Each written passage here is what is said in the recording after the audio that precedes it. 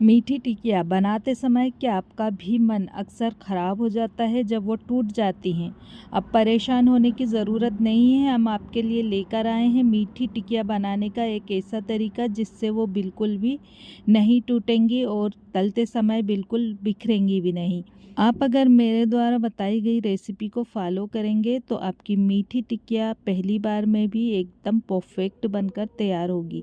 तो चलिए फिर बिना समय गंवाए इसे फटाफट बनाना स्टार्ट करते हैं। परफेक्ट टिकिया अगर आप चाहते हैं कि बिना बिखरे बिना टूटे आसानी से फ्राई हो तो इसके लिए हम एक पतीली में 200 ग्राम चीनी, लगभग ये 1 कप होती है, डाल करके और आधा कप पानी डाल करके इसे पिघला लीजिए, यानी कि इसका एक चिपचिपा शीरा बना लीजिए। अगर आपके पास तराजू नहीं है तो आप बड़े चम्मच से भी चीनी नाप सकते हैं। 1 कप चीनी में 16.7 यानी 16.5 चम्मच चीनी आती है लगभग। आप वीडियो को बिना स्किप किए देखेंगे ना तो आपको परफेक्ट टिकिया बनाने के बहुत सारे मैं टिप्स देती रहूँगी बीच बीच में। तो देखिए हल्का चिपचिपा शीरा बनकर तैयार हो गया है। ये शीरा हमने क्यों बनाया है इसका रीज़न मैं आपको बताऊँगी। पहले इसे हम ठंडा होने के लिए रख देंगे और अब एक थाली में 3 कप मैदा नाप कर और छान कर ले लीजिए।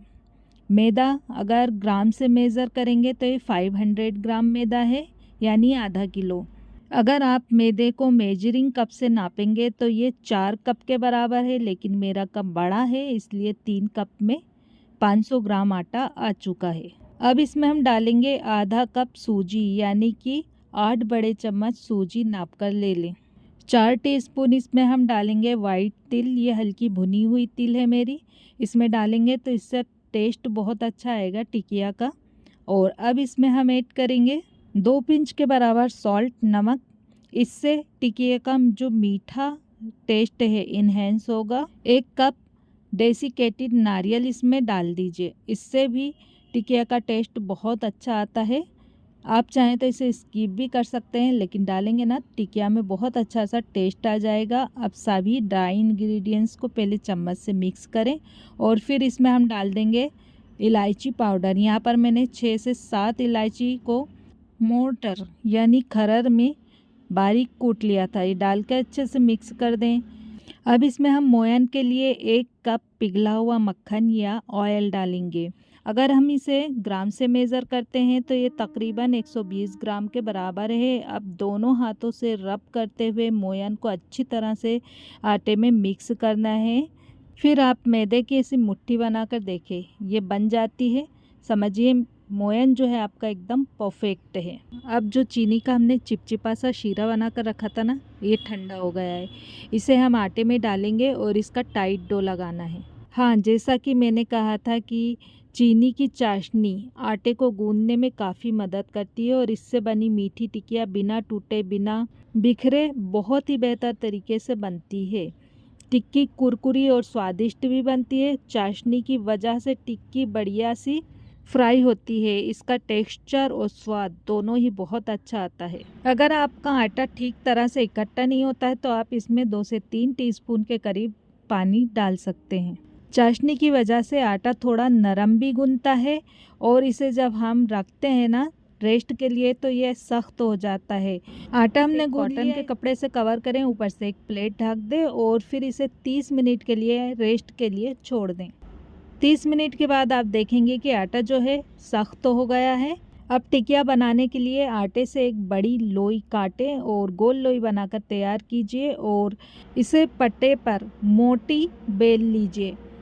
तो अगर आटा आपको चिपचिपा लग रहा है तो आप पट्टे पर थोड़ा सा आटा या मैदा डस्ट कर लें और लगभग 1/8 इंच या चीनी कुकी की मोटाई तक बेलें।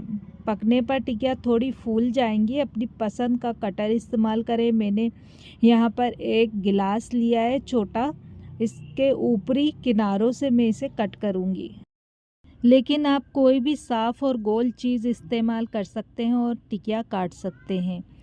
या फिर आप छोटी छोटी सी लोई लेकर एक एक छोटी छोटी टिकिया अलग अलग भी बेल कर तैयार कर सकते हैं, जैसे आपको सुविधा लगे। और फिर टिकिया को काटने के बाद या तो आप इसे कांटे से प्रिक करना नहीं भूलें, क्योंकि जब इसे हम फ्राई करेंगे ना तो इसे प्रिक नहीं करेंगे आप कांटे से तो ये फ्राई करते समय फूल जाती है।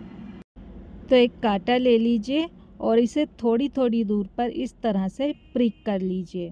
इन टिक्कियों को आप अपने मनपसंद के आकार में भी काट सकते हैं। अब एक गहरे पैन में या फिर नॉन स्टिक कढ़ाई में तेल गरम करें। जब तेल गरम हो जाए तो इसे मध्यम आंच पर रखें। एक बार में 2 से 3 टिकियाँ आपके कढ़ाई में जितनी टिकियाँ आए इतनी डालें और टिकिया को दोनों साइड से गोल्डन ब्राउन यानी सुनहरा होने तक तलें। तो देखिए टिकिया जब तैर कर ऊपर आ जाए तब इसे आप पलटें और इसे इस तरह से अलट पलट करते हुए दोनों साइड से गोल्डन फ्राई कर लें।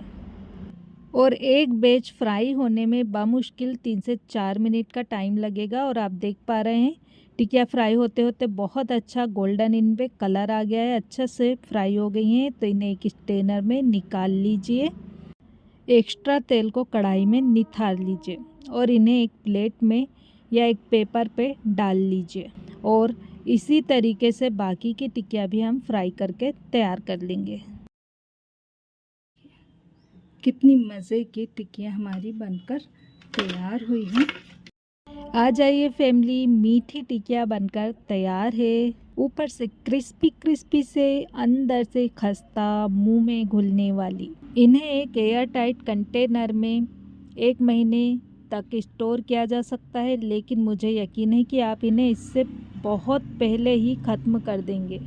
क्या मुझे जाकर एक और बैच बनाना चाहिए? प्लीज़ कमेंट करके मुझे बताइए। रेसिपी अच्छी लगी तो प्लीज़ इसे लाइक कीजिए, शेयर कीजिए। वीडियो को आखिरी तक देखने के लिए आपका बहुत बहुत शुक्रिया। ऐसी मज़ेदार रेसिपीज़ देखने के लिए हमारे चैनल 786 व शमसुन किचन.com को सब्सक्राइब करना नहीं भूलें।